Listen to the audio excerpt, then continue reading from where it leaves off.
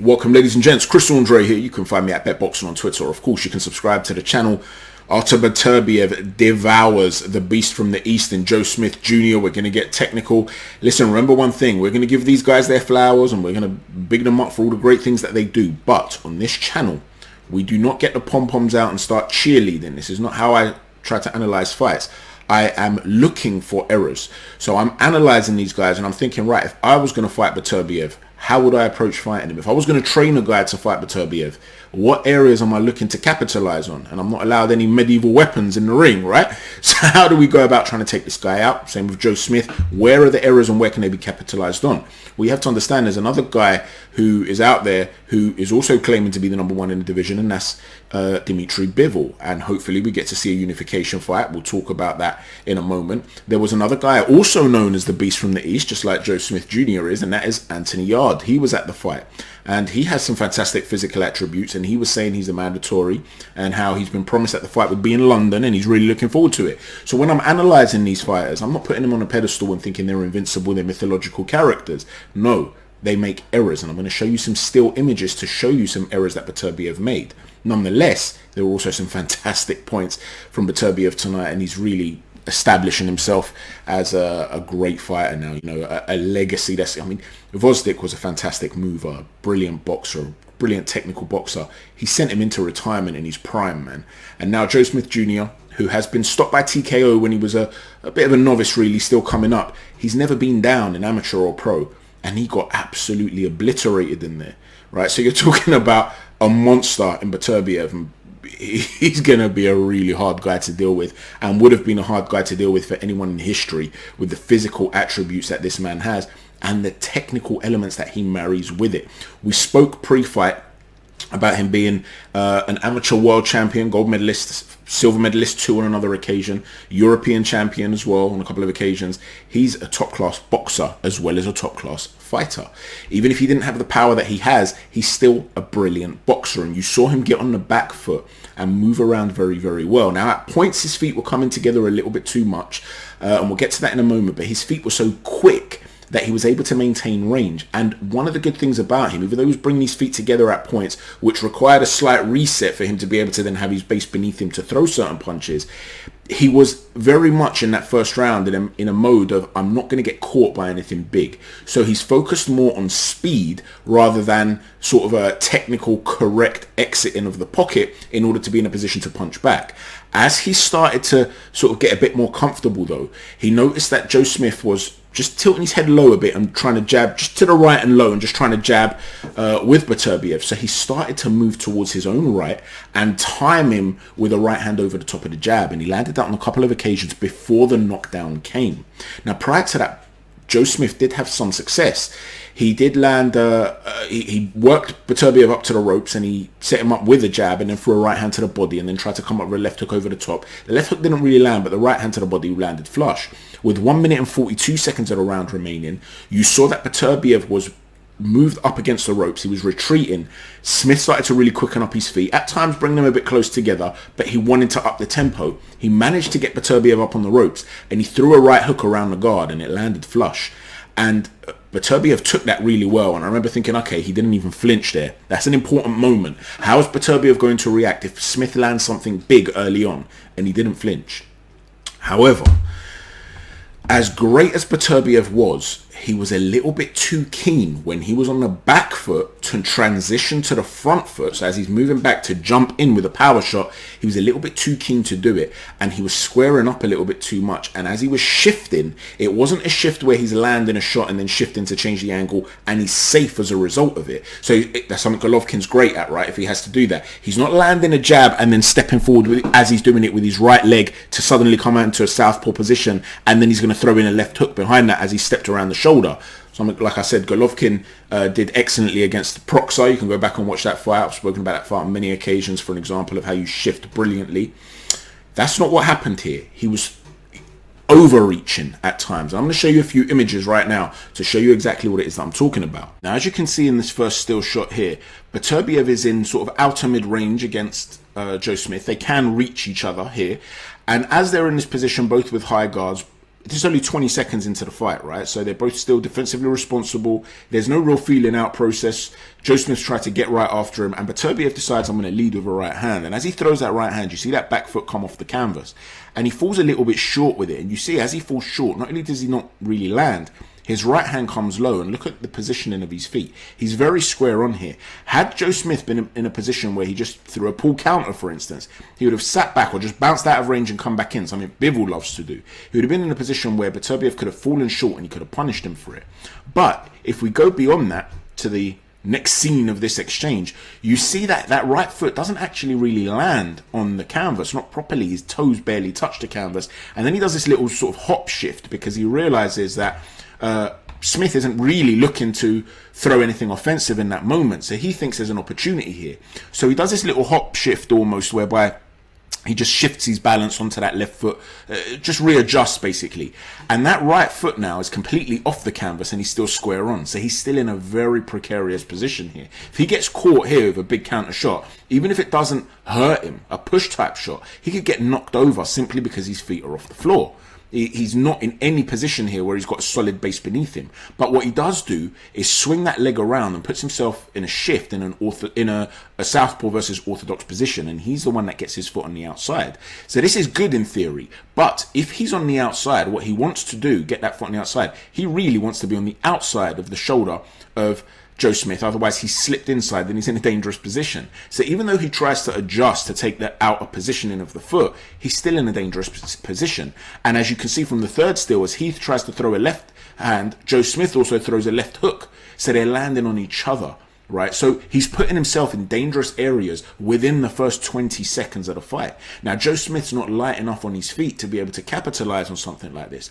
But a guy that will throw a pull counter, something Anthony Yarde's very good at, or a guy who's very light on his feet and will come out of range and come back in very quickly and punish you for falling short, like DMITRY BIVOL, he could really punish Beterbiev for this sort of mistake. Now, if we move on to the, again, same round, right? Just something like 12 seconds later, you see them again, they're at range here. Here, they're not out to mid-range. You could say they're pretty much out of range. They're just out of reach. I don't think either guy could reach the other with a jab. So when Joe Smith decides here to commit to the jab, it's clear that he's going to fall short. And behind that high guard, Beterbiev's trying to bait him in. So he just slips on the outside and decides he's going to come back with a right hand. Joe Smith, because the distance is big, is able to adjust, bring his gloves back to his face. It doesn't really land, and you can start to see with that rotation the hips of Beterbiev are starting to straighten up, and by the time the full shot finishes, and again that right hand comes low after he lands, and his head stayed on the line. He hasn't thrown a shot and then ducked down. He's thrown the right hand and stayed on the line. I want you to look at how square his hips are. He's now completely facing Joe Smith Jr. Again, a precarious situation for Artur Beterbiev. As it continues, instead of him backing out, coming low, doing whatever he has to do to be defensively responsible, he tries to throw, because that has basically, that right hand, while he's falling short, he's now shifted. You can see how he's shifted his leg. Although you can't see his feet, you can see that while he's completely square on, he's shifted his weight towards his left foot. So now he's loaded on that left hand, and he tries to throw a jab and actually gets caught with a solid left jab from Joe Smith as Smith is backing up. This is all within the first minute of the fight, right? First 30 seconds of the fight. These are precarious areas that Beterbiev puts himself in sometimes, launching himself into that offensive-minded assault, and he can be exposed because of it as a result. But he's such a physical specimen that he's willing to take these risks, knowing that if you land and I land in return, you're the one that's probably going to suffer more than I will. And if I do need to get on the back foot, I will get on the back foot, and I can move, as you saw. And when he's on the hunt and you're moving, like Vosdik was doing, one of the premier movers in the division at the time, along with DMITRY BIVOL, he was in his prime, and Beterbiev was able to break him down, bust him up, and put him into retirement, right? To understand how good of a mover Vosdik is, Canelo had him as a sparring partner in preparation for DMITRY BIVOL. So you know that guy can move, and he absolutely annihilated him. But what these clips show is when you've got that transition of I'm on the back foot to wanting to jump in, he can get a little bit defensively irresponsible. It's one thing to be on the back foot and timing Joe Smith over the top of that jab, when he throws that jab, to time him with the right hand over the top of that, and you're luring him onto shots. That's one thing. It's also another thing if you're hunting a guy who's giving you angles, who's changing levels, who's circling around the ring and changing directions, and you've got to try and close the range and stay defensively astute enough to be able to not be lured onto shots and be able to break a guy down and cut him down like that. That's another thing too. But I'm not talking about either of those scenarios. I'm talking about when you combine those scenarios. You have to understand how to get a guy to make the errors that he makes. In other words, it's not a case of, yeah, Beterbiev, when he just moves forward, he makes some errors. Yeah, okay, he does. The question is, how do you draw them out? And what Joe Smith was able to do here to draw out those errors is force him onto the back foot with a lot of foot pressure. And then when Beterbiev was trying to transition from the back foot to the front foot, that's where the errors were coming out. Unfortunately for Joe Smith, he wasn't really prepared enough to be able to capitalize on that by lining him up with a backhand. Although he lined him up here with a left jab, and although earlier he sought to throw a left hook over the top of Beterbiev's right hand as he sought to step in, so maybe they had worked on that, he wasn't able to find success. For me, it would have been the backhand that would have been able to have more success against Beterbiev. Like I said, a pull counter, something Anthony Yarde's very good at, or to step back, make him fall short and come back in instantly, something I showed in the preview of Canelo Bivol. How I said that Bivol could cause Canelo a whole host of problems because of that skill set that he has, and that ultimately that's why I thought he would have too much for Canelo. It would be that one key area. So we know Bivol is great at doing that.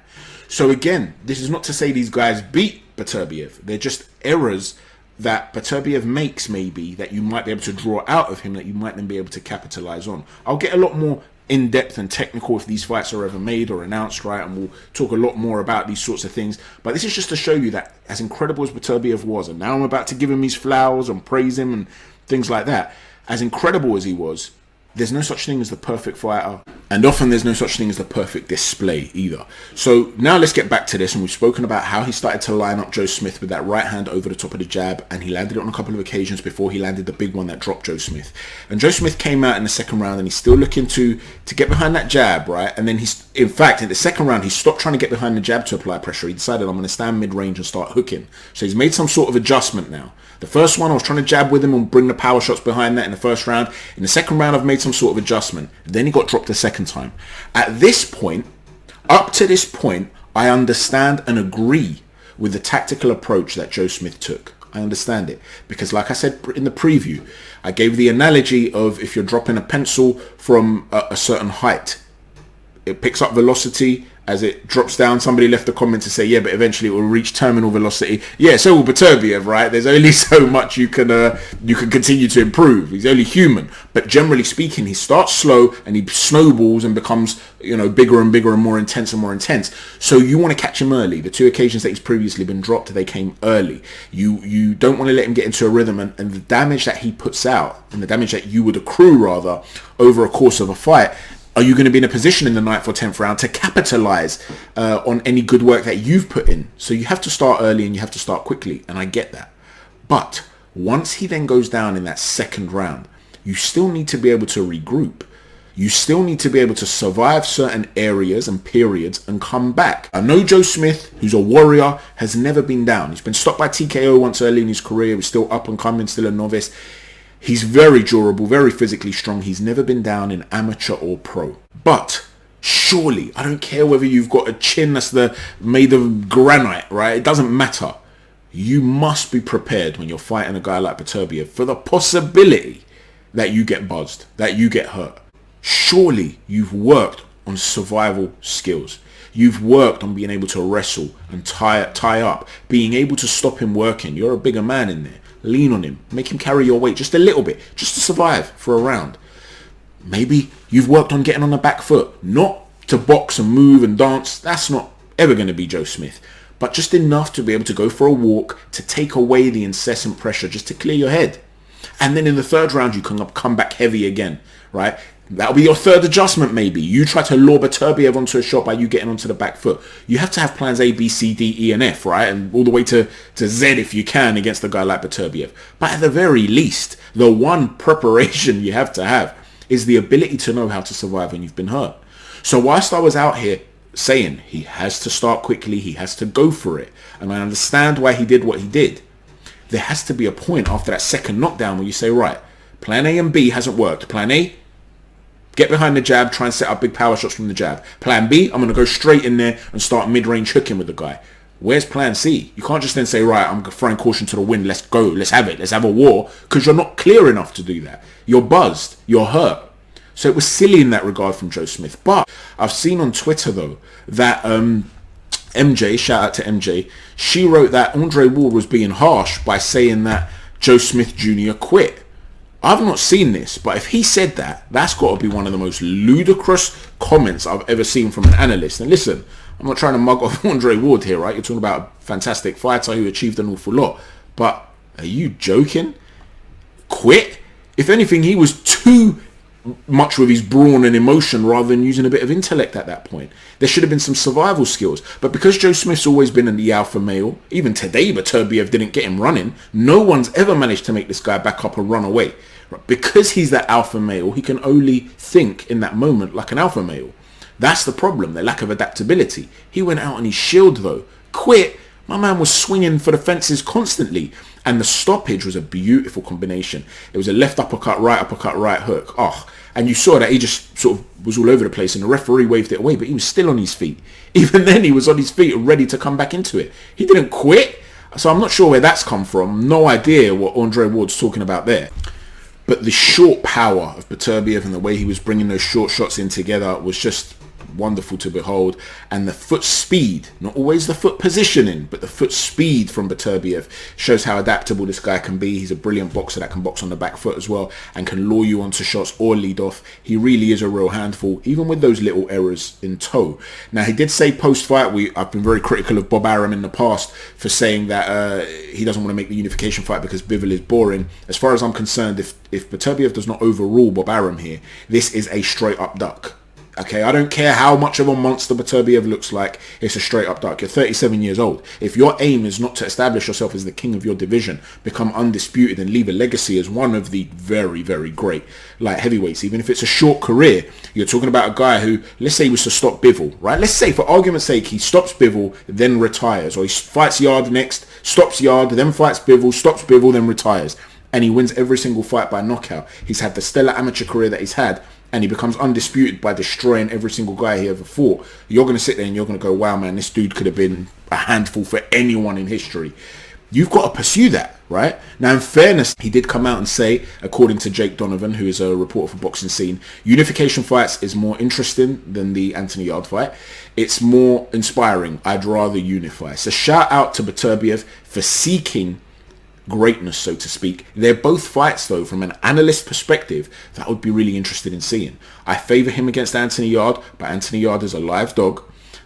He will be a threat early on, there's no doubt about that, because he does carry that athleticism and the power to be able to hurt guys. And with that really nice pull counter and with some of that things where he ducks down and then leaps up with a left hook, maybe Beterbiev will walk onto something early, who knows. But of course, Beterbiev would be the heavy favourite. With Bivol, it's much more interesting in the sense that you've got a guy who, in terms of the last time I checked, in terms of like a punch conceded versus punches scored ratio, he has the best, or had the best in the sport.